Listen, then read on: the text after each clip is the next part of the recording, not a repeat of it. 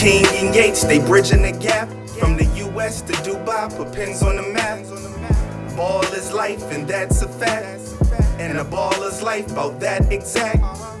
King and Yates, they bridging the gap. From the US to Dubai, put pins on the map. There's a time to score and a time to assist. Ain't no I in team, let the winning commence. From generation to generation, game don't stop. The new and old school got the game on lock. It's all legendary, it's all necessary. We all been all-stars before February. And after that, King and Yates, after racks. But really trying to get some wins, not just padding stats. Two basketball lovers through happenstance. Built a bond that led to greatness that advanced. They bridging the gap. They bridging the gap. Listen, they bridging the gap. They bridging the gap. They BTG Nation, here we go. Episode 4 on the road to episode 100. We back in the building, live and direct here from Dubai with the special studio around the way.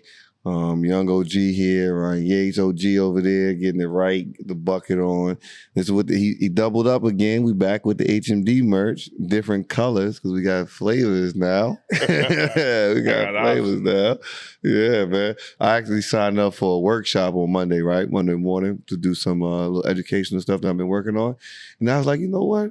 I could just rock the hoop HMD polo now and just go straight from there to the training afterwards. Like, all one-stop shop. It looked professional. Man, how you feeling, OG? I'm good, man. I'm good. Yeah. Good. Anytime you got options, you feel good. Man, listen, options with everything. Options with everything. BTG Nation, you guys know what it is. For new people, we're here from Dubai. This is our diary right here. But while we are here is Hoop Mountain Dubai, Hoop Mountain DXB, Hoop Mountain.ae. You can do all the research right there. That's us building a new basketball foundation, a new basketball energy here in the UAE and really the entire GCC. And slowly but surely we're getting it done. Is it too early or can we talk about Qatar? Can we talk about Qatar? Hoop Mountain? Yeah, we know this is a slightly celebratory moment right here. Shout out to our Hoop Mountain family growing, and now we have a presence in Qatar, a place that is vibrant. There's a basketball atmosphere that's been there for a while. Their pro league is pretty good, and so now we have our antennas planted out there. So tell us a little bit about that, OG. How you feeling about it? Well, I'm a little nervous, of course. Yeah. It's just starting, and it's a long overdue. It's a project we've had for maybe 2 years now, and we've run into a lot of obstacles, because they have, the World Cup and things like that. So, and a lot of change in the, governmental structure in terms of new businesses coming there. But I'm really excited because, like you said, basketball has been established there for quite some time, and it is a place where I think we can grow as a company there and do some of the same things we're doing here. Because Qatar is much like Dubai. Yeah. It's only a 4-hour, not even a 4-hour flight. I'm tripping. It's shorter than that. Yeah, sure. Maybe like an hour, right?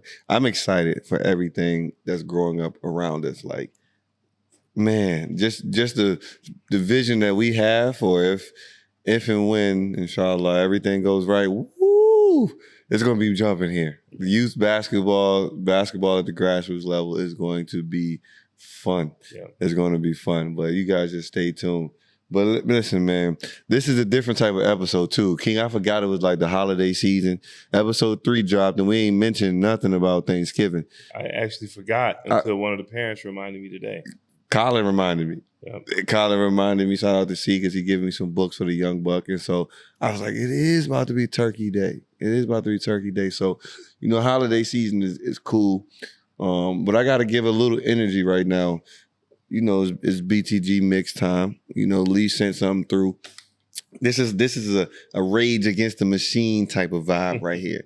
This is somebody that talented beyond his years. Right now, he's in a different stage of life mentally, but musically, he is who he is. So let's give it a little energy. And this is a different side of the guy. And so I don't know what we're getting, but he said he got some heat for us. And this might be good for the young people here. So BTG Nation, our audio listeners, you know what time it is. It's time to get right. You are now tuned in to the world's famous Lee Bueller. We will be here forever. Ever and ever. Do you understand? Forever. Forever and ever. Vibe, as always. Listen, they bridging the gap. Listen, they bridging the gap. They bridging the gap. They Even in this era too, musically, when you put effort into music and you hear it, it feels different. Like I don't think you as an old head have a problem listening to that. Because you could tell that they put it together, they did their research, they sampled, they scratched, they did all that. That shit feel good. It didn't sound like somebody else I just heard. Yeah. It was soulful. But OG, man, to start off the pod, this is gonna be a little bit different, right? We've been bridging the gap. We do a lot of mentoring. Right. And as I started off young with that too, right? Because there's something that people would put up about being a leader. But I was always in a space where, somebody would come ask for some advice. And I don't know how, but, I'd be at the forefront of it. So we just fall into a little bit of a mentorship thing, right? So you've been there, about 30 years now? What? We gotta put something behind it to give it some prestige. You'll say a long time. Long time. It's solid though, right? So you guys know we got another young assistant on the staff, right? On the production staff. He back there. He got a terrible shirt on today too. It looked like he got a bunch of what is them little things called? Damn, those little germs that you look at underneath the microscope. On his shirt. Yeah, I know. It looked like the little some microbes. Yeah. It looked like Osmosis Jones and them peoples right there, right? He don't even know what that is. He'll know. He still don't know who Wesley Snipes is either, dog. And he looked just like him, man. But all this time you haven't looked that up? Still, You're right? a terrible student. Still. And he got the blade pants on today. You definitely do. Yeah. So look, the young buck, right? Young buck, 21, you know what I'm saying? Got a good head on his shoulders. He figuring some things out, He got a nice, solid job. You 21, right? You 21? No, I'm saying oh, man. Man, shut up. How old are you? Shut up, man. And so... 21, man, you a baby. Hey, real life. But because he's a baby, he got a lot of help. He need a lot of help, right? And so... this is a young guy that he's doing a good job professionally, so to speak, from what we know. He got himself a nice finance job. He speak a couple languages, He just learning how to grow into a man. So he came to me the other day in the car. Actually, you sent him to me. He told me that. He was about to ask you some questions, and you like, nah, go ask Coach Ryan. He'll be like older brother to you. And I was like, what the fuck? What's going on? So we got in the car. He lived far, so we got about an hour and a half to be in the car. I'm exaggerating. It was like 30 minutes. But so he hit me. He was like, man, so full disclosure, right? I'm guessing this is okay to say, but young buck got hit by a car. Right? Mm-hmm. I checked in on he got hit by a car. Out here, that's not crazy to hear. Right. It was like people drive crazy. And then he was like, yeah, this girl hit me. And then he just kept telling the story about how he in recovery. I was like, what you mean? Hold on. You got hit by the girl you was talking to? I was like, am I back in America? Like, what's going on? Yeah. And so he came to me. He was like, yo, OG, like, how does a young man prepare to take care of a woman? And how do you, look for the right woman? Because he's like, look, I ain't built for this. I ain't built for this player life. I ain't built for this type of thing. Like, I need to prepare for marriage, right? And then he come from a traditionally African family. Right. And so he's like, yo, how do I get together with that? Like, how do I control emotional outbursts from women? Like, how do I manage and this and that? Like, what do I do? And so I'm not going to give him advice. I'm just going to tell him what I did. I ain't going to tell you what you should do. I'm going to tell you what I did. But OG, just what do we start off with? How do we talk to him about understanding how to work and live and be a partner to a woman, because that's different. That's different emotionally. That's different in so many different ways. Like, well, first he has to decide what type of woman he wants. What type of woman he's attracted to. But when you make that decision, does he make that decision based on what though? he makes it based on what he likes. You know, it's what you, because typically, people say opposites attract. Nah, That shit ain't it. That don't. That always, That shit only good for magnets. Yeah. That's not, So, what are some things that you would look for in a woman? Yeah, what you got? Peace. Okay. Oh, hey man, listen. Hey, look. Man, peace leads to prosperity. Talk about it. Listen, that's big. That's mature of you right there. Yeah. Because you don't typically learn that until, 35, 36. You've been running the streets a little bit and you're like, man, I had a rough weekend. Hey, but King. Why was my weekend 5 days? You know what I'm saying? Hey, you look back and it's like.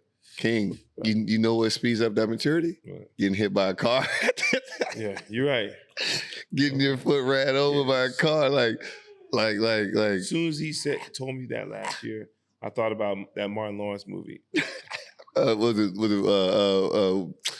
Some hate. Yeah, thin line between love and hate. Yeah, man. I'm thinking about Craig and Day next Friday.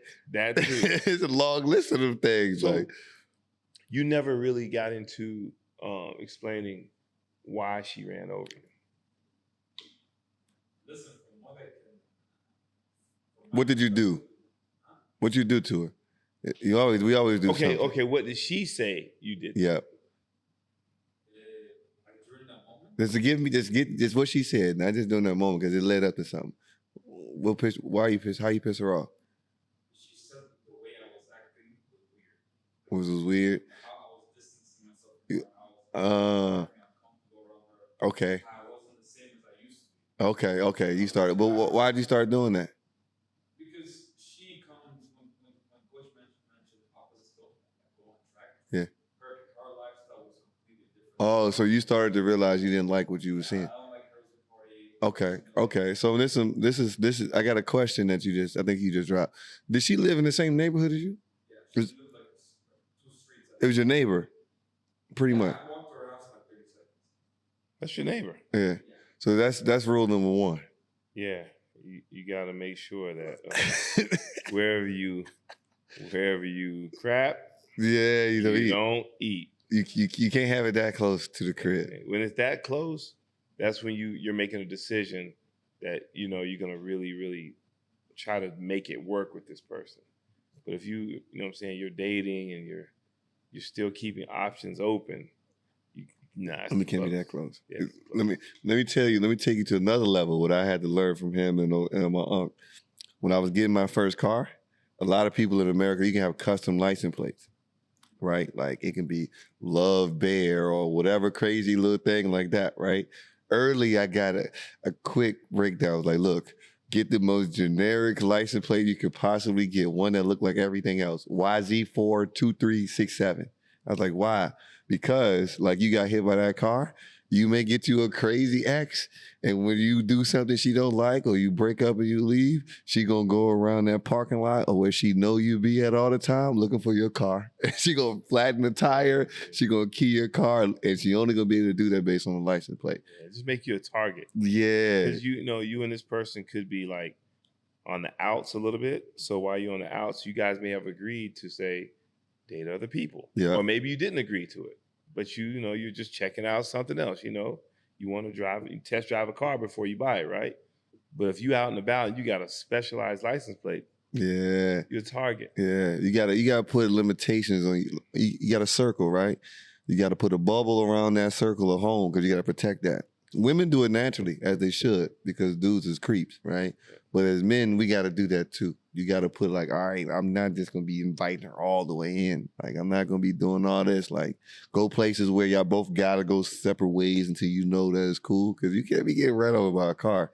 Now, the one thing that I'll say, and I'll chime in about peace, one thing you gotta know is peace don't last. So you gotta understand that, like, if it's 75-25, that's cool. 75-25, 75% of the time is peaceful. 25% of the time it's gonna be some shit. You gotta be cool with that, because that's a good balance, because it ain't always rosy, right? And sometimes that 25% is just because, we men and they women and they like things a certain way and this and that. But if it's 75%, the 25%. And then those that sometimes on that 25%, she'll realize, look, I'm just not in the mood. It ain't you, it's just me. Then you got to take that and be like, all right, that's good money. That's just from me. That's from my experience. OG, how you? Listen, that piece needs to be 8. That piece needs to be 80. But you gotta work to the 80 though, because a lot of them come from different places too. You know what I'm saying? Come from different things that people be like, Just set that guideline from the gate. All right. Yeah. So peace is one, right? He's So, still young. no, we good. We good. So he's very, very resilient in his patience. Yeah. But I'm also married. That's what I'm saying. So I also know like for me, it starts 75-25 because we also still learning our ways of each other. And so that 5% is gonna come once we just know, like, all right, this is exactly how we like to do stuff, right? But the 75 was already there before we even got there, right? So peace is one thing. What's another thing? Huh? Supportive. Oh, my boy getting into a little deep bag over here. Yeah. Supportive. In our family, we're the youngest of the cousins. Okay. So all of our cousins Good married. 30s, 40s, and then married. So you see this growing up. Okay. Most of my favorite cousins, they're all married. Yeah. You watch them grow up. You spend time with them. Okay. Wives, their husbands. You see, but naturally they start to pick up on things now. Yeah. Supportive. Family does this. I like that. Turn that AC off for me here while we do this. So supportive, King, right? Man, I'll tell you this. From me, right, not giving no advice. I wouldn't be doing this podcast. Who Mouth would not be afloat the way it is. I wouldn't be able to do these other things that I'm doing on the back end if it wasn't for my wife. Yeah. Like the business wouldn't still, Hoop Mountains would not still be going if it wasn't for my wife. Like ain't no question. She made both of our lives easier for and our business partner for a lot of other things because she was able to support me through the COVID times, through everything, right? What I'll say is that women support men who have a plan and who have good habits. So she didn't like second guess or think twice about anything because she saw me doing certain things every day leading up to other stuff. And so when we look at the pod now, we look at Hoop Mountain now, she was there when it was nothing. But she saw what we were doing behind closed doors and she was like, I'm betting with you the whole time, so go ahead and do that. So for you, if you already got those habits established and you're doing things already, if it's a really good woman in her heart, she ain't gonna have no problem being supportive because women naturally do that. I learned that from my mom and my aunt, right? Which is why I wanted that too. But OG, what you thinking? I mean, yeah, she's gonna be naturally supportive if she's a good woman. Mm-hmm. Your situation is that, your wife is very smart. She's very observant, and so she was able to see stuff that we were doing, and plus she also asked a lot of questions about what we're doing and what the plan is. But there are a lot of women that are supportive to the wrong people. Yeah, because we've seen people that have enabled some people, men, to continue, their childish ways, and it's just because somebody's taking advantage of their kindness. Yeah, so yeah. But somebody, the thing is, I think the type of people that you will come across are probably going to be that way naturally. But it's all about you. You said that this young lady had a different lifestyle than you had, right? But evidently, you struck a chord in her heart because she started to change somewhat. Maybe not at the rate that you wanted her to change, but she was definitely changing, and she definitely cared. Because if not, she would have tried to run over you. That means her feelings were hurt. That's know true. What I'm saying? That's true. And you, from what you said, you may have hurt her feelings, but it was unintentionally. And you know what I'm saying? It was definitely subtly. So you didn't know.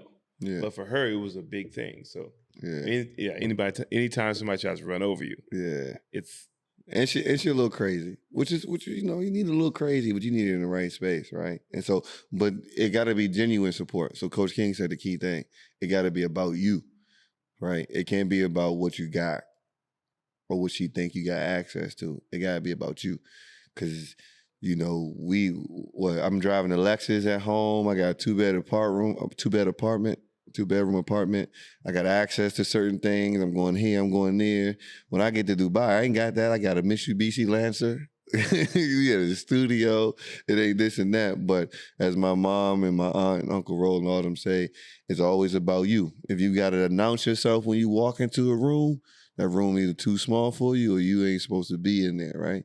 And so if it's just about you and who you are, they'll be supportive regardless. If it's about what party you can get them into, whether or not you driving something that you paying a 5,000 dirham car note on, knowing that it's breaking you, and that's the only reason they did, you got to run the other way, man. All right. So got peace and supportive. I like that. What else? What's next? You know, looks. No certain things. Obviously, looks is there, right? No brains. No. What's going on? Yeah, they gotta be smart. Like they gotta know what to say at certain times. Because my mom has this thing where like my mom is never like interviewed as a baby. It's only been one person. Mm-hmm. That was my fault. I'll be here. I messed up on that. But there's only one person my mom likes. Just like the other thing I would say is if my mom doesn't like you, it's usually a bad sign. Mm. But I'm not mama's boy, but it's like the pattern shows the mom's been right like 99% of the time. Mm. Met them, spoken to her, mom's Yeah. like, it's trash. She dresses weird. This kind of stuff. Yeah. If the way you present yourself, this was like you gotta present yourself A certain way. That mama thing, that thing a hit or miss right there, ain't it? Yeah. Because it just depends on the lens that your mom sees everybody through. You know what I'm saying? 'Cause sometimes some people are a little biased in certain Extremely. directions. So it's tough. But I always say I never have an issue with what my mom says, whether it's something I agree with or disagree with, because she's been raised a certain way, and she's gonna answer certain situations according to her experiences. Her experiences may be different from mine, but so far, almost everything in terms of people I meet, my mom doesn't have a problem with them because she always leaves it up to me, and so I gotta respect that and appreciate that. Yeah. I mean, the important thing too is to know that like when you get married, your wife surpasses your mom in that space too. So your mom knows that, right? And so she's like, this better be one of them. And so, I mean, I think what I did too was I did a deep dive. There was almost nothing I didn't know about my wife before she became my wife. Like nothing. Like I need to know it all. And I was getting all of it out without like interviewing her. You know what I'm saying? Like I was just making it a safe space to where I was like, yo, communication. Like we're gonna talk about stuff, right? Right, you gotta get there. Also know that no matter what a woman says, she don't want to know everything that you did before her. Do not do it. I'm telling you, no matter how much they insist on that. But King, what about we talked about what he would want in a young lady, but what's some advice we got to give to him about what he can do to prepare? Because it really don't matter if the young lady he likes and always been waiting for comes, but he ain't ready. Yeah. Well, I mean, he's got to have himself. He's got to be in a space that he's comfortable with in terms of the direction his life is going. Mm-hmm. And we talked about certain things, and you're still figuring some things out. You're 21. You're supposed to. Yeah. So, so right now, just basically live life. You know what I'm saying? Have fun, but make sure you get yourself in order personally. Yeah. Because you can't take care of somebody else if you can't take care of yourself. Hold on, where's my button? That's the main thing. The main thing. Like I had the blessing of being like in grad school to where I was in like I was by myself for a long time, right? And it's a whole little life cycle when you stop playing basketball and you stop being an athlete. You just trying to redefine yourself. But I had a lot of time by myself, and during that time, I did a lot. I just experienced a lot, taking trips by myself, doing things, just reading, just figuring out stuff on my own about what I like, what I don't like, what I'm not good at. I had some good mentors around too. Still had them. I had a great mentor who was helping me like work through things and figure some stuff out. And so that's another thing. Lean on people older than you, right? Because what you want to do is like you hear Coach King tell the kids, you want to make new mistakes. When we say that, that's not just about basketball. It's about life. You don't have to, you're going to go through something regardless, but you don't want to have to go through something that you could have avoided because somebody else put you onto it, right? But you do just got to take care of you first, man. Work out, eat right, go experience some stuff, because what you start to pick up, that's like if you want a new contract, right, in the NBA, and somebody looking at you is like, yo, you the same player you were when you walked into the door. But every year, if you added something new to your game and somebody look at you, you go from Jimmy Butler, all NBA defense only, to damn near the finals MVP if they win, because every year you added something different. So now your value increased. So now what you attract is something different. So if you just focus on you, your finances, your mental and all that stuff, that'll start put together a certain little tier where you'll be at, and that'll attract the type of woman you want. Because there's OG is saying it too. There's certain people that's going to be attracted to you once you start doing certain things, because that's just you develop an aura. But then they'll also be like, I know that they out of my league. Yep. So you'll be in a space where they'll want you, but because you're moving in a certain way, they be like, yo, I know you ain't playing around with me. So you'll be able to knock off some of those things, right? But you got to be wary, you can't be getting hit by no car. King, hold on, man. But let's go back to that real quick. We went to a serious, deep dive into relationships and stuff. But in terms of that day, how did she hit you? Yeah. How to lead up? What you have for breakfast that morning? Okay. MOE. She picked you up. Okay.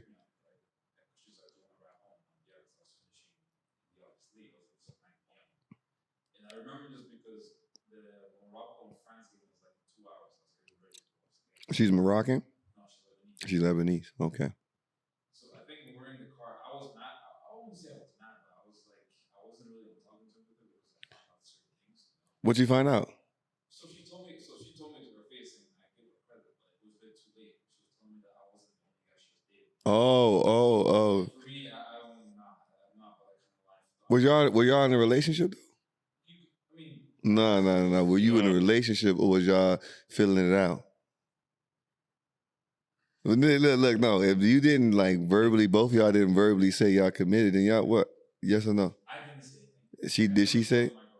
No. So yeah, you can't be mad at that then. Your problem was you put all your eggs in that basket, and then when you found out that she was eating chicken and having some pizza and over here was some ice cream with a late night craving, it hit your ego a little bit, huh? Yeah, I would say that. That's what happened. Yeah. The reason why I got mad is because I'm not really the type of guy to just have an open book. Yeah. When I find someone I find very interesting, it's okay. I do my effort here and see if it works. Okay. But I would expect the same courtesy back.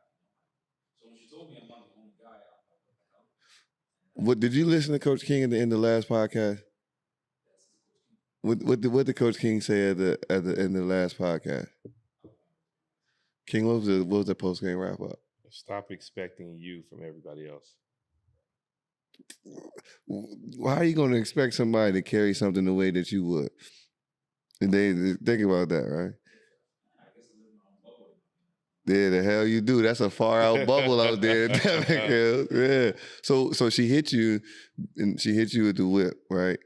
So you said you in the car. She dropped you. It wasn't that day. She told me it was a few days prior. Oh, she told you that stuff before. Yes, but you talking about the buildup of why you was giving her the cold shoulder in the car. I guess me being, I think her way of just being sorry or being feeling remorseful for what happened was taking me everywhere, making sure that I was okay. Oh, okay. So she was your Uber. She pretty much my Uber. So how'd you get hit though? So you're in the car, you watching the football game on the phone, and you ain't talking to her. I was getting phone calls, I was texting. Okay. Were you talking in Spanish too on the phone? No. He loved to say he's Spanish, King. Yeah. He could be Dominican. When he don't have no facial hair, right? Yeah. So what happens next? 9 p.m. You leave MOE, y'all going to the next spot. What happens next? So she dropped me off at the bus stop. Okay. Yeah. She dropped you off at the bus stop. At Mudan? No, in Denmark. In Denmark. Okay. So I was going home first, and I get changed as we go. So he was parked in the front of there. Who was? My friend. Okay. He was waiting for me just beside the car. Okay. And so she obviously there's a space between where the car was and Uh-huh. the thing thing is, I wanted her to read them, and I forgot I had my bag. Oh, okay. So you got out the car. Did you speak to her when you got out the car? No, I didn't. Okay, so he ain't say nothing to her. He got out the car. He went to his boys in the front who were waiting for him to change. She was like, "Oh, good luck, have fun." I didn't say anything back. I just got. Oh. So you was about to go to a party, or you about to go to a watch party for the game? We're gonna go watch it like the golf clubs. Oh. Like they're like Oh, you going to a country club? Dubai hosts. Okay, fancy. Yeah, this look rich, boy. So basically, because our listeners are here, they can't hear you. So my boy, all right. So he in the car with this young lady. Okay, a week prior, the young lady told him that he wasn't the only guy in her WhatsApp messages. It was a couple others, and he was a little salty about that because they didn't break any terms down, but he was thinking that they were in it for the long haul together, right? And so that was a couple of days before, and so she picked him up from the mall, giving him a ride because fellas, usually the girls always got the car first, and they always got it first, and so she picking him up from the mall, taking him back to his crib, which is actually a nice little drive. Long drive. And on the drive, I'm talking about like 30 minutes. For people back at the crib, it's like going from Woodbridge to DC, right? So then the whip, he ain't even talking to her, right? She already feel bad because she told him that he ain't the only slice in the box, right? And so now they get to the spot. His boy's waiting for him in the car in front. She drop him off at his bus stop. She tell him, good luck, have a good time. And he don't even acknowledge that she said it. And so he just go. And then he leave his bag in the car too. So he ain't get the cold shoulder the right way. You're supposed to make sure all your stuff was in your lap. You was tripping, right? And so you get out the car, you go holler at your boys, and you forget that you don't have your bag. Yeah, so As you start to come back, she's driving off. One thing, I don't think she did deliberately or was on purpose. Oh, so you walking towards the car. Yeah. So keep in mind, there's space between. It's like between where you're at and where I'm at. Right. So there's plenty of space there. Yeah. As I'm walking back, right? Like obviously the flashlights are on, right? Oh, she gave you the high beams too. Yeah, like the flashlights are on, right? So like obviously you don't need that. So I can't really see.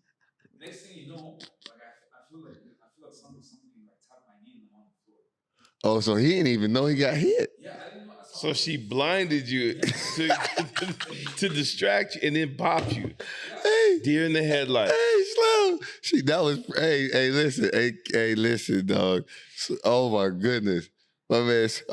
She turned the high beam flashes on, saw you walking towards her, and then hit you. Boom, boom. Now let me give you guys a little breakdown on what Snipes look like, right? Snipes is like my man from Get Out and Wesley Snipes. Yep. And we talking about this is 10 p.m., 10:30, almost 11, almost midnight in Dubai. And in Dubai where he live as in the desert. So there's not a lot of light pollution. So when she put that high beams on, it's because she couldn't see you. And so she made sure she knew where her target was and she got you out of there, boy. I didn't feel any pain for the first like 10 seconds. Shock. That's what the endorphins, is.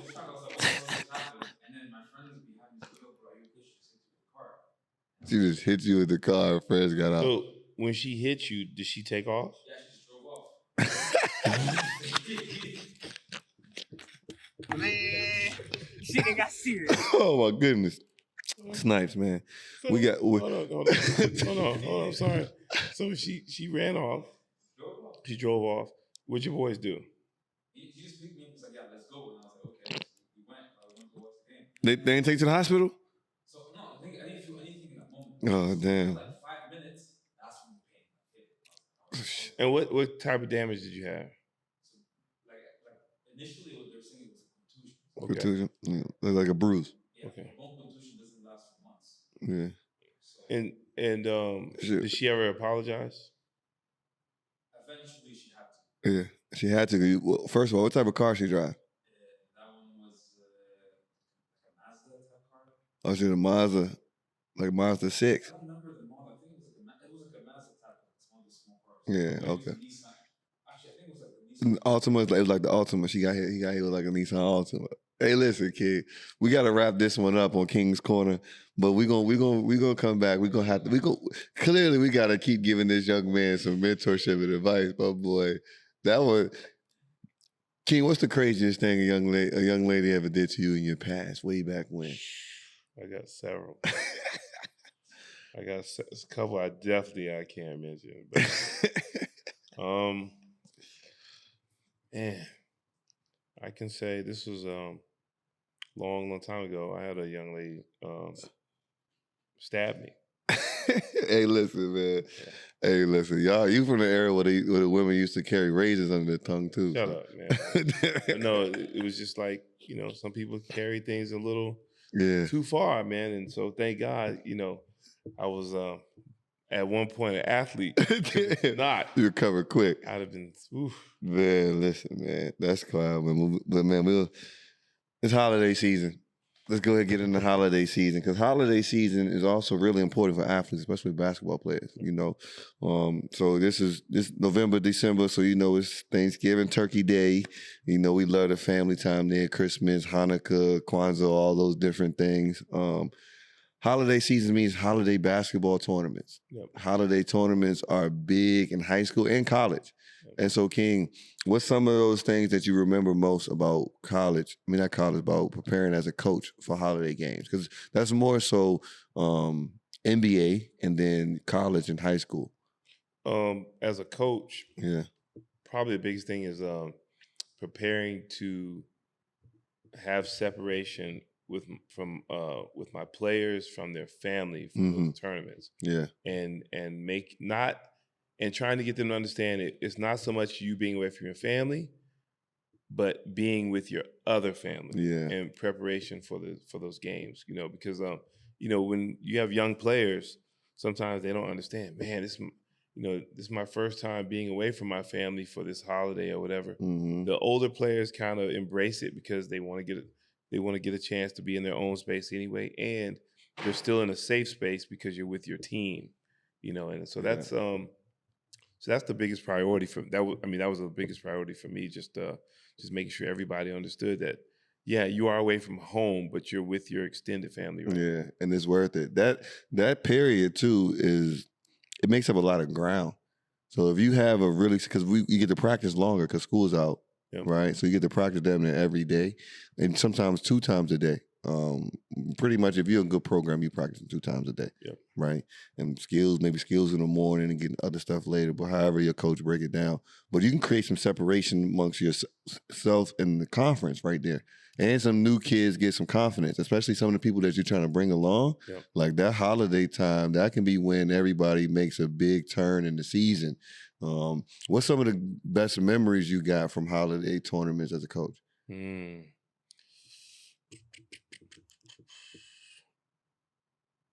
Probably, if you remember, if we just talking about when you were in high school, when we were in Atlanta, and that was a holiday tournament. Both point guards went down. Yeah. Starting point guard went down. Backup point guard went down. And then I think we moved you to the point for that final game. Yep. And so that was an opportunity where we had to make an adjustment on the fly. And we played a good team. Next man up. Centennial. Yep. That's 6'8" Georgia, like powerhouse. Yep. Yeah. That weekend was great for me. Yeah. I actually forgot about it. I forgot that was a holiday one. Yeah. That one. So you played well at the point, but I was expecting that. But the guys who made the biggest jump, Savage, and some of the young guys, Rodney and those guys, right? So that's when I knew in my gut, I said, we can win the state championship. Yeah. Listen, Savage played so well that whole weekend. Yeah. Like, Savage played so well to where the game before we lost to Thomas Jefferson because our guy didn't show up, right? But we were keeping it close. I was playing well. And then a couple of young guys came in, gave good minutes, and Savage was killing.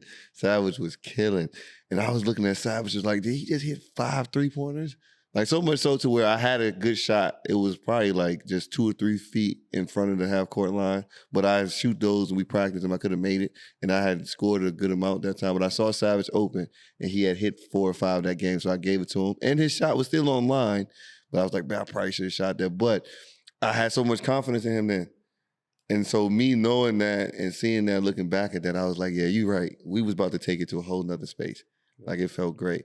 Those are some of my best memories. But that 08 year at this at the Wakefield tournament when we won the state championship that year we played Bowie, we played a couple other people, and then we played Wakefield, and that was a year we were talking a lot of trash.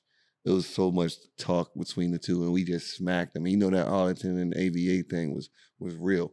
But one of my biggest memories is one that like it eats at me. It's from college.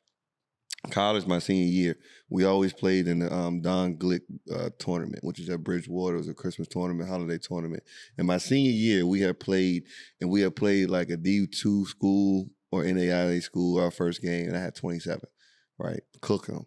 Pulling up hezzy 3-pointers, everything. I'm feeling good, right? And this is a gym that typically the rim don't move when you dunk on it. So it's one of those, right? Like you don't even get no action when you dunk.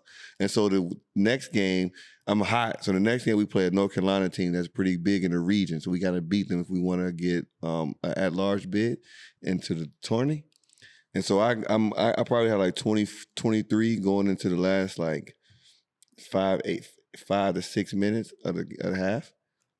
And so it's a back and forth game. And so I had just got a shot, I might have missed it or whatever, and I'm turning around to run back on defense. And they was like double teaming me or something. But the defender right there on me, right? So I'm turning around to sprint. And as I turn around to sprint, I collide in the corner of my head, hit him, and I just start leaking, right? But I keep playing. And so I'm like, man, this dickhead, because it's stupid. It's like, why are you so close to me right here? We so far from the basket, right? And so I'm leaking, and so they got to take me out the game. And so I'm looking at, I'm playing through anything.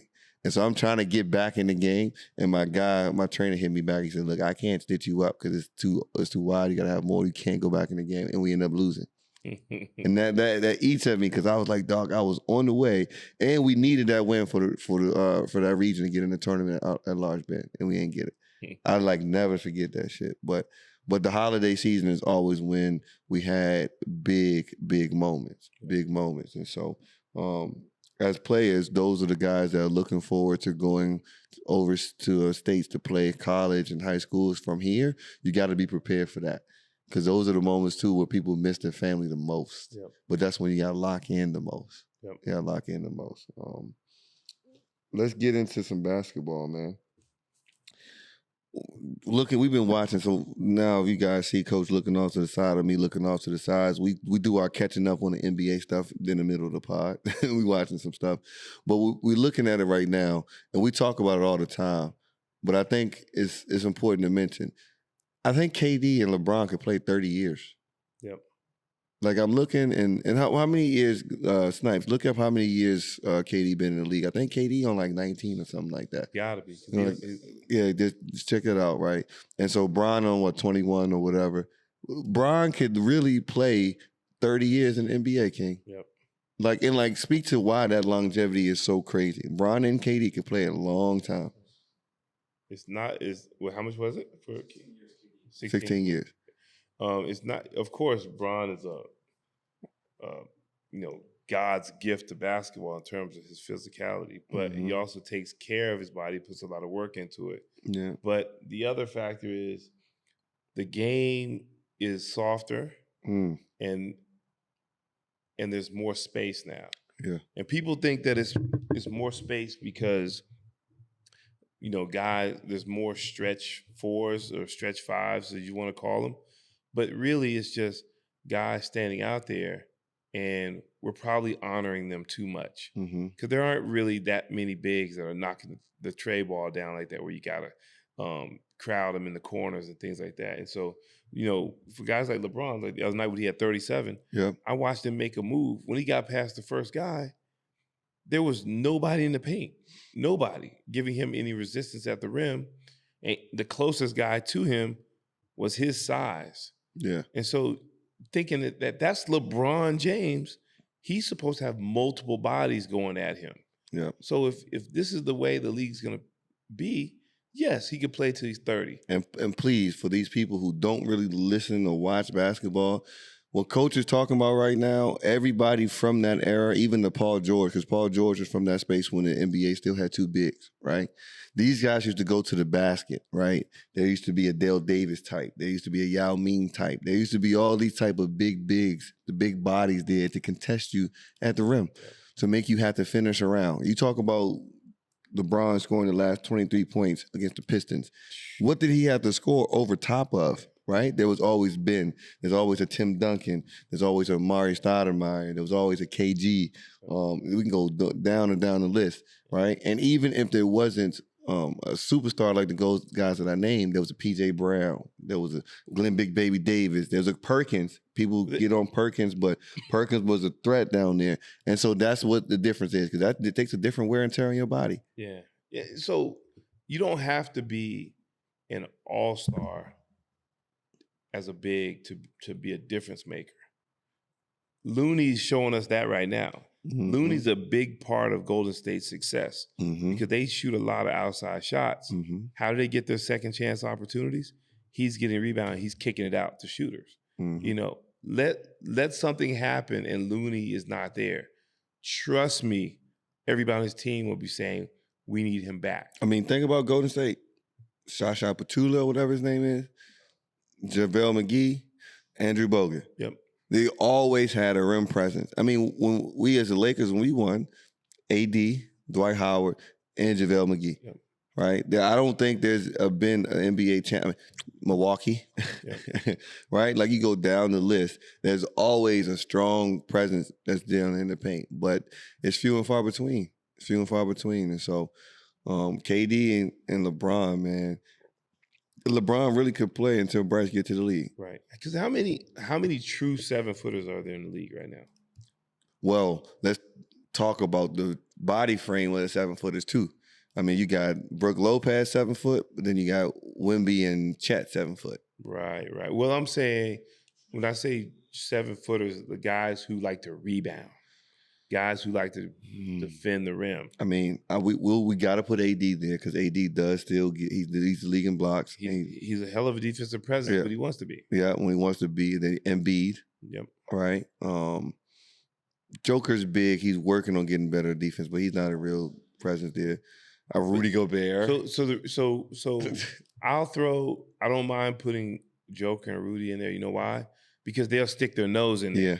I'm talking about there's bigs now that won't stick their nose in there. No, all the Nurkic, Vujovic, overseas guys. Yep. Overseas dudes, because they know, for example, those guys score when they need to, but they know like their role is protect the paint as best as possible and rebound. Mm-hmm. That's a valuable asset. But nowadays, you know, we have so many people that only think that if you're not scoring, you're not contributing. That's not right. That's not true. Yeah. You know, you need somebody in there to protect the rim. And so, if LeBron and those guys can get past the first guy and then get into the paint, 30 more years. I said 30 more years, 9 more years. Yeah. And with KD, that's a whole different type of game. KD, and what Jabari Smith just said it recently, he's like, look, KD shoots the same shot every time. No matter who's in front of him, no matter what's going on, will he miss the last one? It's like he's a robot. Ooh, he's a robot. He shoots the same exact shot every time. And with that, he could play. He could play forever, man. Listen, when you're that size with that skill, and you can play as long as you want. Because remember, this is after injury. Yep. This is after injury. Everybody thought he wasn't going to be the same. Blah blah blah. He's still averaging 30 balls. So. One thing I would say while it's on my mind right now is Hunter Dickinson is going to be from Hunter Dickinson from Kansas University is going to be a big piece and a very important piece for American basketball landscape because we don't have many 7-footers in the league right now to combat and go against those guys that are there. Because if you look at it, the bigs are coming back. You need bigger bodies to go against Joker, right? Sagoon, that's in Houston. He's going to be. He's a dog. He is a dog. You got Nurkic. You got Vujovic, whatever. can't remember his name, but the guy from the Bulls. You got Embiid. You got big bodies in the league now. And then internationally, too, when we go play, we got to give it. So Hunter is going to set a precedent because you see that he can shoot, he can defend, and do all those things. So him going into the draft this year and what team uses and how they utilize them is going to say a lot for the future of the league, too, and how it shifts. We just have to stop devaluing guys that don't shoot threes, but they're big bodies and they rebound and defend. Yeah. Like there's a value, there's a space for them. Yeah, we overuse analytics. Yeah. Well, not we as in the people as a whole in basketball life. Like it's not supposed to be the entire answer. It's supposed to be a resource to help get to a better one, but you cannot negate the feel for the game. Like you can't put size into a metric. Like how that dictates the game. You just can't. You just can't, because no matter what anybody says, when you look at Shaq, you stand next to Shaq, you stand next to Yao Ming, you stand next to those guys. It's just different, man. And so, staying in the NBA, I want to talk Chet and Wemby, King. I want to talk Chet and Wemby because Chet is killing, and everybody has been talking about Wemby, rightfully so. You know, he's doing his thing, but I want to talk about the comparisons and who you like better. Well, to be fair, I haven't seen Chet since he's come back from injury, so I don't know. I've only had a chance to watch. Put that OKC highlights out. So what you from what you know, and we'll put a couple of highlights out because I did show you a little bit last time about how Chet was moving, and I think right now Chet is on pace for. You can double check this for me too, champ. Just go to Hooper's highlights. That channel, they got all that stuff on there. But I think Chet is on pace for 50, 90 shooting. 50 from the tray, 50 from field, 90 from free throw line. That's crazy. Right? And he made a point to where he was like, some guys, this is his quote, he said, some guys think that volume scores mean you're a scorer. Some people shoot 30 times, 40 times, or whatever, and they score a lot of points. But I'm making it a point to be efficient. If I can get my 30 and 10 shots, but you got to get yours in 20, who's the real scorer? Right. At year two. So I'm looking at that, and I like Chet even, right? Because everybody's putting Wemby all the way ahead, and I ain't gonna do that to Wemby. Like he's not showing something different. But I like Chet a lot. I like Chet's energy. I like the way he feels for the game. I like his aggressiveness. In some ways, I'm taking Chet over Wemby right now, because I think he can get you some things done. But Wemby is nice as hell too, you know. But what are some of the things that you would like to see those guys develop into their game? Rebounding. All right, listen, because for them to have a positive impact on their teams come playoff time is that because they can do so many different things. Yeah. Just imagine if they were willing to go down there and get dirty. Think about that. You're shooting at a clip that Chet is shooting at, but you can get to the line 7 more times. Yeah. You're an unstoppable force. Wemby's can get to the basket at will on offense, but I like to see them, somebody come into the paint a couple times, throw it into the 5th row a couple times, get double figure rebounds. Then I'm truly like impressed, because now you are not only setting a high expectation for big men, but you're also upping it for the wings too, because you do wing stuff naturally. Yeah. But can you do everything? Because, we all know they get to the playoffs, certain coaches are going to say, well, let's see if they can handle physicality. Yeah. Let's see if they can, let's see what they're going to do if we take them away offensively. Right. So. Yeah. And with those two, they're kind of like Giannis, to where when they get the ball off the rim, nobody has to come back and get the ball from them. No. Just get out the way. And both of them are a threat to pull up for Trey off the dribble on full court. And so Chet and Wemby, that's a battle that I like going forward, right? And the reason why I put those two together is because you got to always do that in the league, right? To keep competition together. And me and the boys were talking in the group chat about how as we grew up, and you two from the same type of era, there was always position battles, right? Yep. I always looked forward for when Kobe had to go against T-Mac. I look forward for when Kobe had to face Vince Carter. I look forward to seeing when Kobe was getting AI. Matter of fact, I remember hearing Kobe, Vince, and all them talk about if they were hurt or if somebody tried to sit them out, but they were seeing Kobe or they were seeing Vince that day, they were not sitting that out. Yep. They had to play and they had to send that message. And you'll talk about how back in the day it was like that, but why are we not getting that? Like, we need more of that. Well, two things. One, I think we've all established that for some guys, they make so much money. Mm-hmm. It's not so much of a concern to worry about like my ego. Yeah. Because my ego's already being stroked with $40 million a year. You know what I'm saying? Yeah. So what do I have to prove? Yeah. But not realizing that because you do make that money, that does kind of give you a different expectation that the NBA needs you to perform at this level all the time when the lights are bright, right? So, and then the second thing is the way social media is. So if Chet and Wemby go at each other and one outduels the next, for the next 5-6 days, all we're going to hear is how somebody got smoked, right? Not realizing that they got to meet again. Yeah. And they're supposed to be that way sometimes. It's not going to always be even. You know, if one gets smoked, the other one's supposed to come back harder the next time. That is another thing I didn't think about. A lot of people are. That's why they don't participate in the dunk contest and all that shit. They're afraid of the backlash from social media. Yeah. That's some soft shit right there.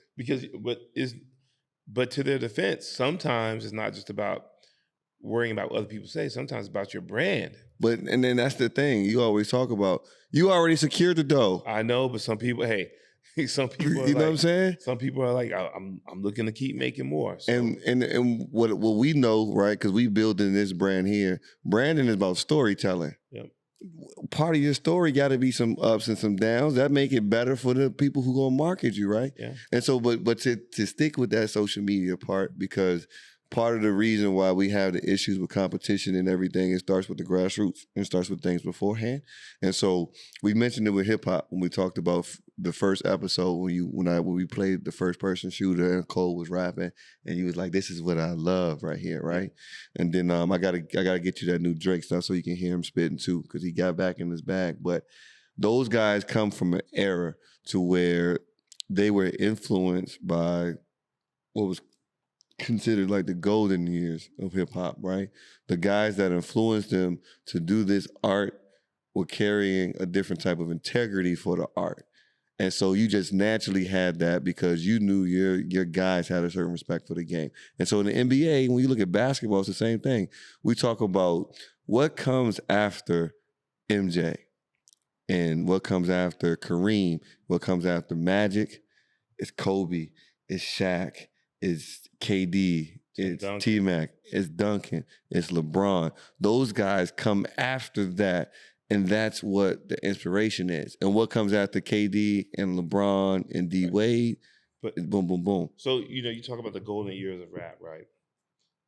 So the guys that, Cole and those guys listen to, those guys started from the guys before them. Exactly. The Karis Ones, the Rakims, and then before them, Africa Bambaataa, people like that, right?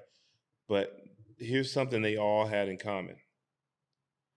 They all had to work their ass off to get where they are. Yeah. So when you have to work and earn something, you have a little more pride in it.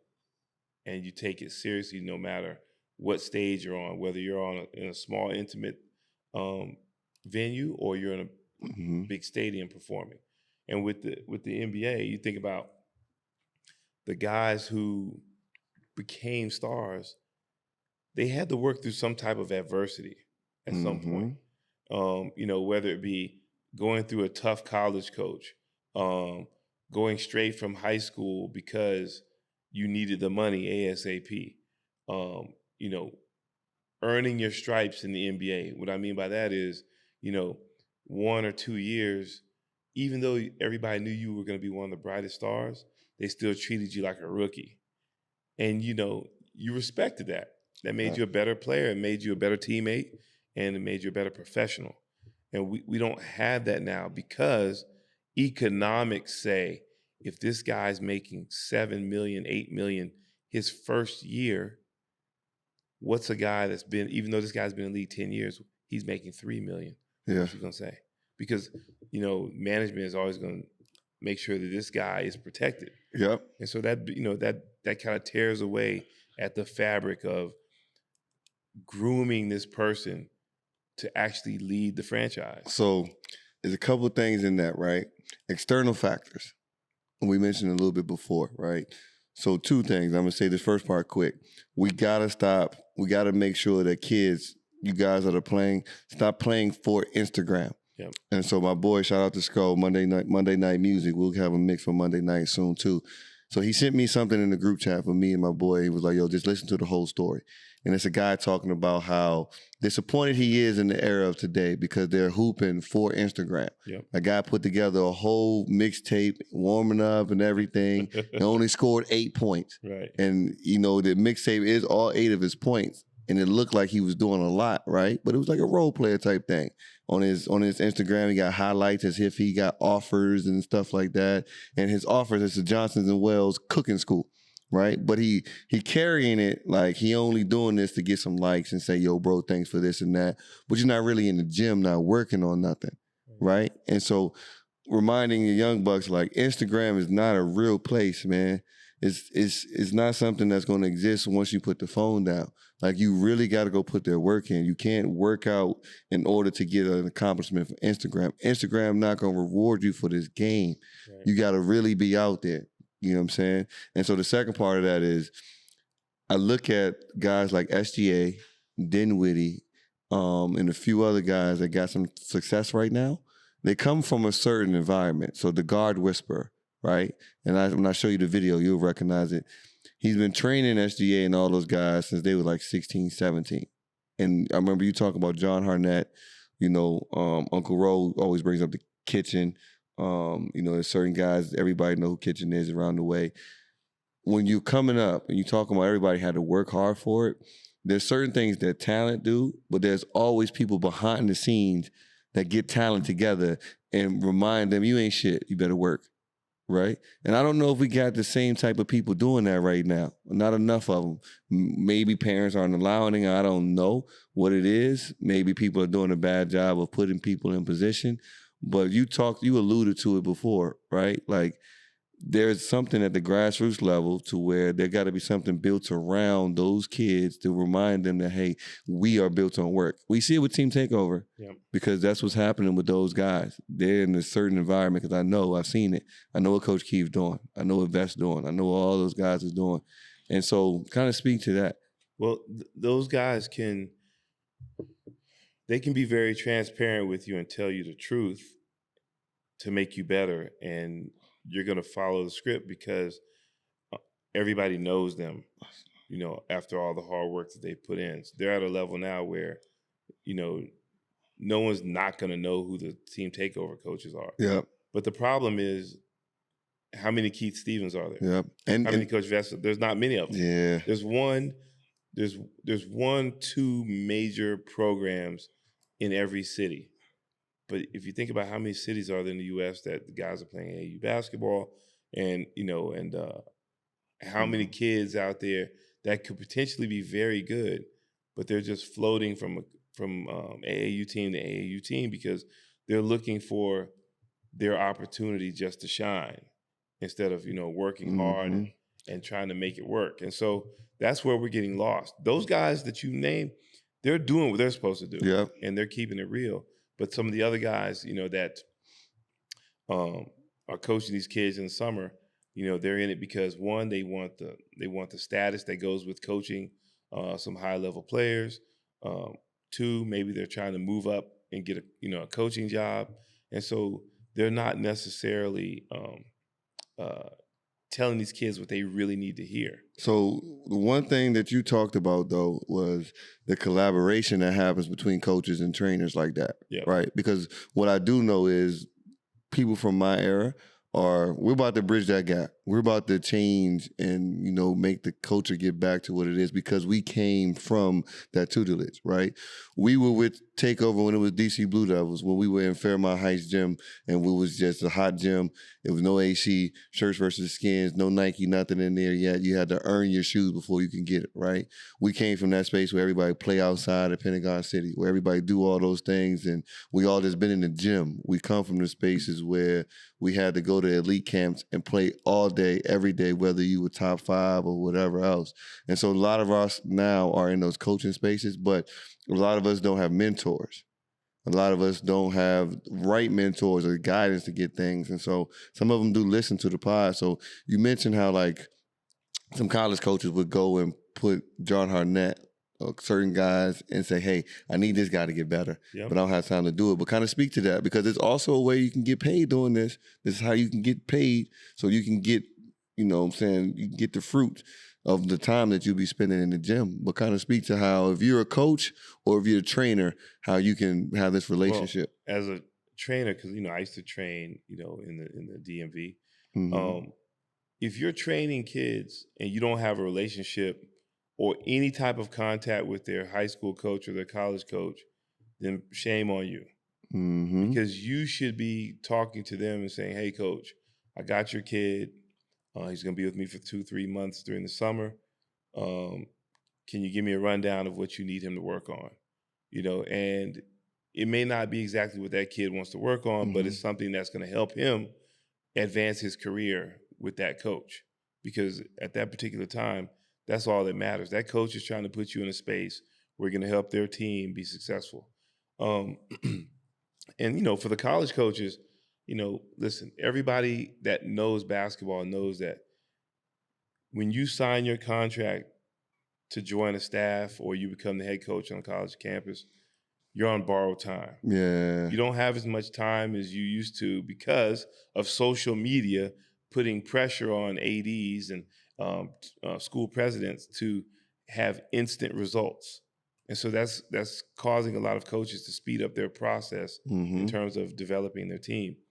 So in order to help you, you probably need to go out and seek, the top, not just the top AAU coaches with, which is what ran Gary Williams out of college coaching, but the trainers who have access to your kids and get to know them. Yeah. And you guys get together and set up plans where, all of the kids are getting, great instruction, but instruction that's going to be needed for the next level. Yeah. And that way you're building the culture that way. Because if you guys are working together, you guys are saying the same thing, the kids are gonna follow. Yeah, man. The kids are gonna grow. That's the number one thing with like just the competitiveness and everything. It all just goes back to just taking the craft seriously.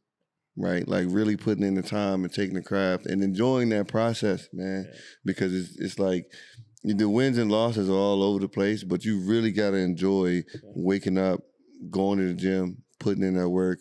You got to enjoy having to go through those conditioning days when it's like, shit, I don't want to be here. Like, you got to enjoy that shit, man. Yeah. Like, you got to put it in there. Again, it's money, man. Yeah. People, like, for 9 guys that would like to do that, there's always one guy in the bunch that ruins it for everybody. And that's not even just at the pro level no more, though. We're talking about high school. Yeah, that's what I'm saying. We're talking about high school kids just looking at it like just the money, right? But I would like to reiterate the fact, like, the money always follows. Yeah. Like, when you take care of business, the money always follows. And generally, when you really do something well and you, like, take the time to only focus on that and not the money, you get more money than you expected. Yeah. Right? And so, but that's one lesson that somebody asked me before when we were having dinner with the parents, what am I like afraid of or worried about? I think one of the things that's going to be tough for me to help with my son as I raise him, or something I'm going to have to be really adamant about, is teaching him how to stay away from instant gratification. Yeah. Because the entire era is like that. And even now, some adults who weren't born into that era have become accustomed to it themselves, right? To where it's like, we play this game, we start training in August for a championship that we may or may not win in March. Yep. Like, you know what I'm saying? Like, I'm listening to podcasts on things and they're talking about why do people look for somebody that has a college degree? Because we know that you can set a goal that's a long project, go through milestones and complete it and not worry about having to get something instantly. You can do something over a long course of time. It's going to be lost, right? Yep. You know what I'm saying? So as we head out of here, we got to talk Mark Jackson. Mark Jackson, and this is, you know, I know Stephen A. got his stuff that's going to go everywhere, but we want to make sure we reiterate this because Mark Jackson is a guy that we are a fan of, we believe deserves a chance. There's players that we're talking about what we need players to be. Mark Jackson would make sure of that. Yep. If you need any type of evidence, take a look at those Splash Brothers and Draymond Green over there. Yep. That's a product of that right there, right? And so, and quiet as kept, if he was still in Golden State, Draymond would be under wraps a little bit more. It wouldn't be the same type of issues, right? Right. Where did my stuff go? All right, and so here we go. So here is a clip from Stephen A. after the latest misspeaking. Who the hell I'm talking to? Mark Jackson is not only a former colleague, he's a friend. But what's happening to him and what has been happening to him is utter bullshit. And y'all are full of shit. And you know exactly who the hell I'm talking to when I say that. Every chance you get, you throw out rumors about him. It spanned years. I remember when he got fired from the Golden State Warriors. There's something to be said about somebody teaching you how to crawl and walk before you ultimately learn to run and sprint. And that is what Mark Jackson did. For a lot of other people, it would have been enough to get another job. It really pisses me off. I know people that are working in professional sports right now that have been accused of some of the most egregious things that were unlawful, that harmed other human beings. And they've been on camera talking to y'all, and y'all have no idea about them. I'm getting sick and damn tired. Every time Mark Jackson wants something or got something going on, they want to get in the way of this man trying to earn an honest living. Where's your decency, Mark Jackson?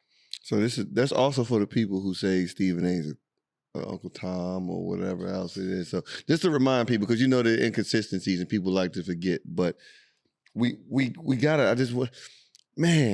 It's just when you're helpless, you can't really do something for somebody who you know would just be a great asset to a young man's life, to a young athlete's life. Like, it's not right. And so we knew that there had to be something behind closed doors that was going on. But Mark Jackson, there's no reason why he shouldn't be in the NBA at some capacity, somewhere doing something, right? And you know, you spoke to that, to what type of guy he is.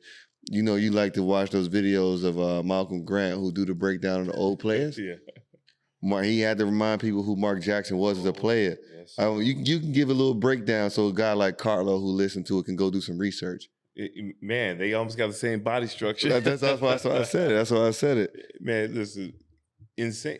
You know, while he was at St. John's, let's just say he was a wizard with the basketball. Typical New York City point guard. You know what I'm saying? Can do anything with the ball, left hand, right hand. All the moves that guys are doing today in open space, Mark could do that stuff back in the day. The only difference is, one, coaches didn't allow as much back then.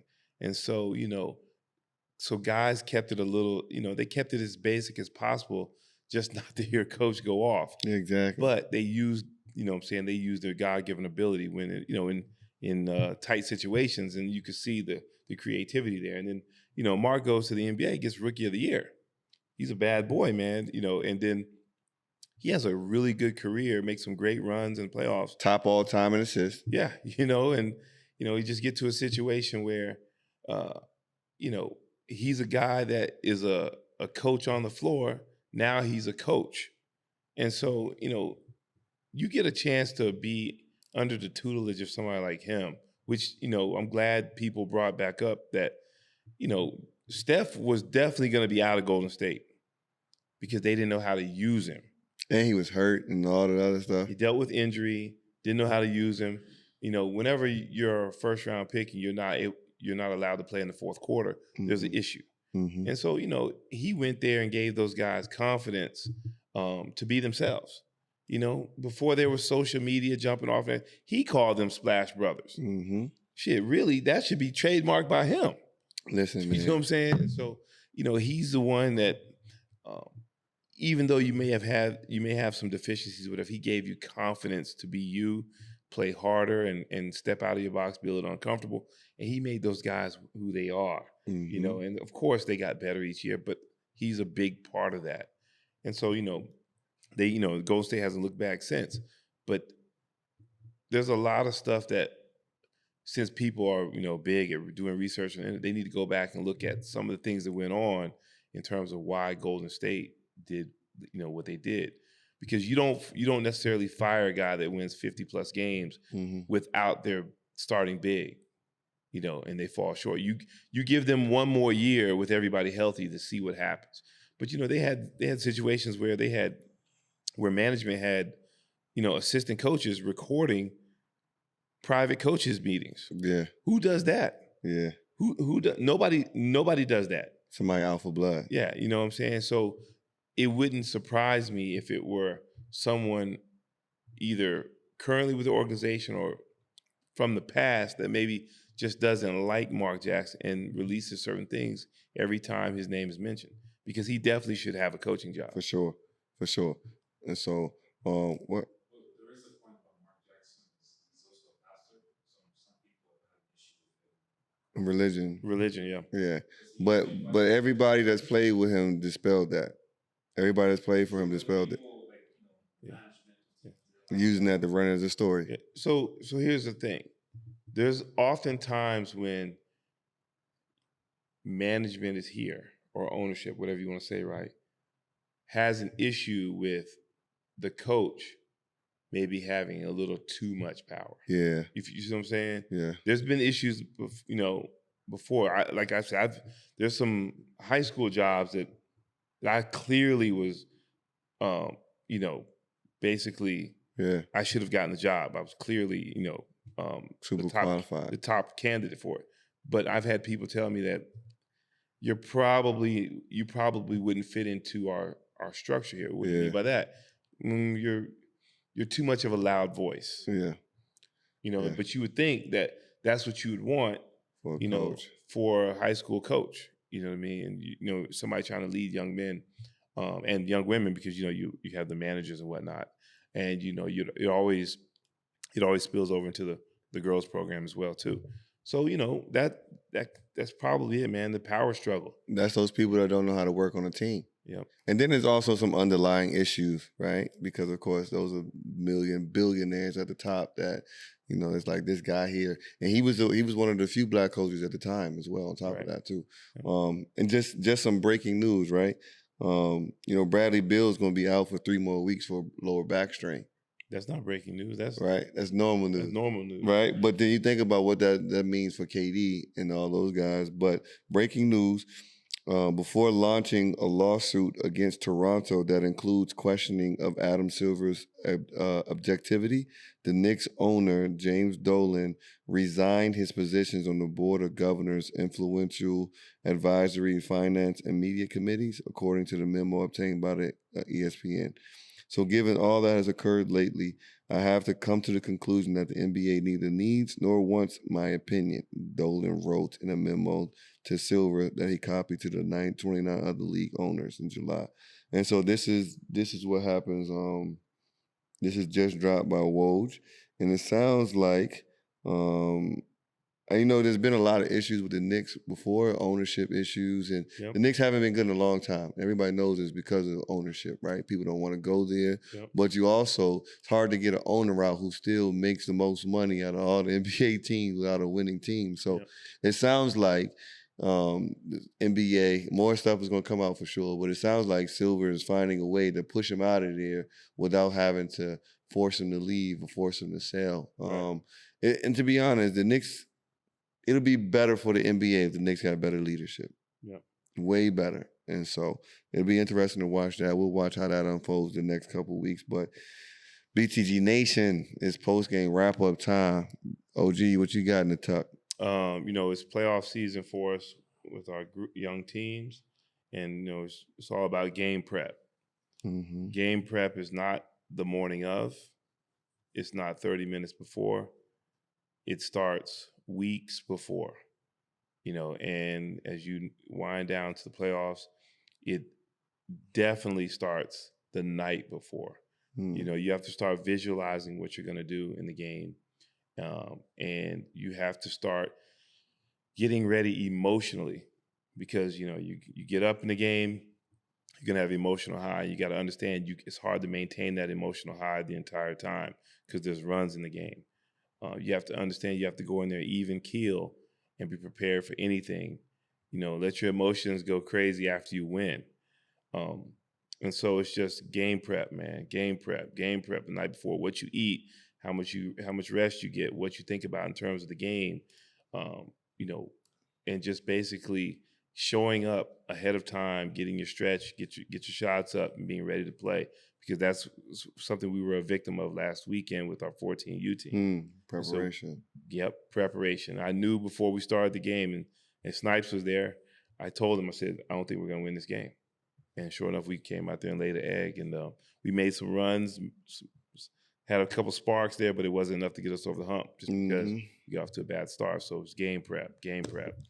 And so, as always, that's a cash one. My post-game wrap up is from the Triple OG, Coach Jones.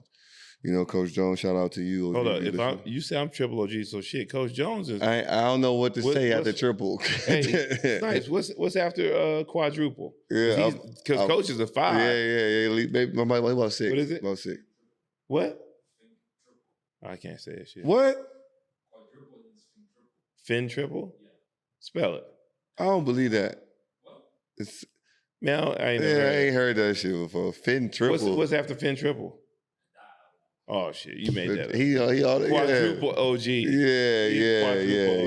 You just the one. But so he usually sends me something every week. This one I think it's a few of these that fit, but this one he sent me a couple weeks ago. Failures are expected by losers, ignored by winners. Mm-hmm. Right?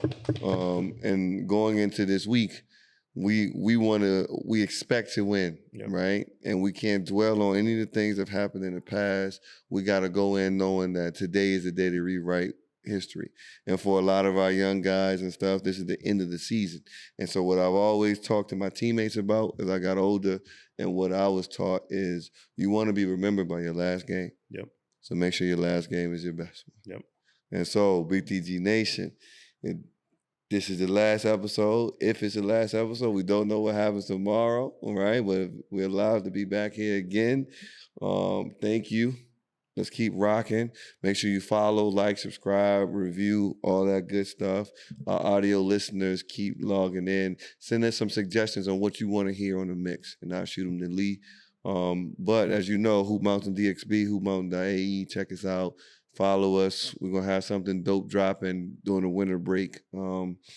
Man, keep it real. Keep it simple. Keep going. Player and coach, the brother to brother. They both got views that you need to discover. From sports, current events to just life talk. Whether you on a fast break or a nice walk, gotta tune in. You already know, G. This BTG Nation and you one of the homies. Just tune in. You already know, G. BTG Nation, the other ones in the nosebleeds.